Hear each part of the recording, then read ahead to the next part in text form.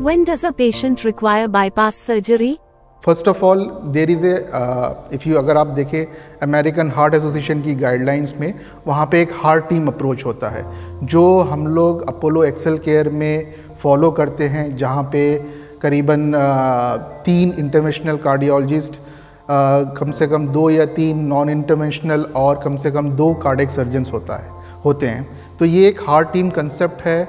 इसमें case to case basis पे all those patient जिनका ब्लॉकेज 70% से ज़्यादा होता है, हम लोग डिस्कस करते हैं।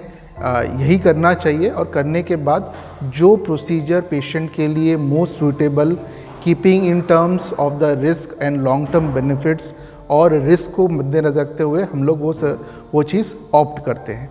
तो बाईपास सर्जरी तब किया जाता है जब आपका ब्लॉकेजेस बहुत ज़्यादा हो। अगर डिफरेंट कोरोनरी आर्टरीज, चाहे वो अगर आपको ट्रिपल वेसल डिसीज़ हो, यानी आपका right coronary artery, left anterior descending artery, left circumflex artery, अगर तीनों का तीनों ब्लॉकेज हो तो it's preferable to do the bypass surgery.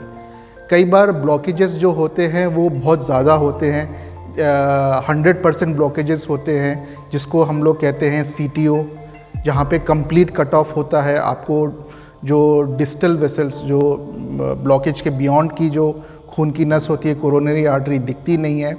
ऐसे सूरत में कई बार स्टेंटिंग रिस्की हो सकता है।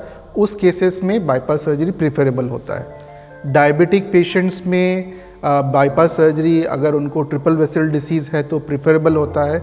जितने भी करंट रिसर्चेस हैं उनके हिसाब से लॉन्ग टर्म जो रिज़ल्ट्स होते हैं बाईपास सर्जरी के, वो बेटर होते हैं। दूसरा है कई बार पेशेंट्स का, जैसे मैंने बताया था, आपको 3 टर्म्स डिफ्रेंशिएट किए थे, heart block, heart failure and heart attack.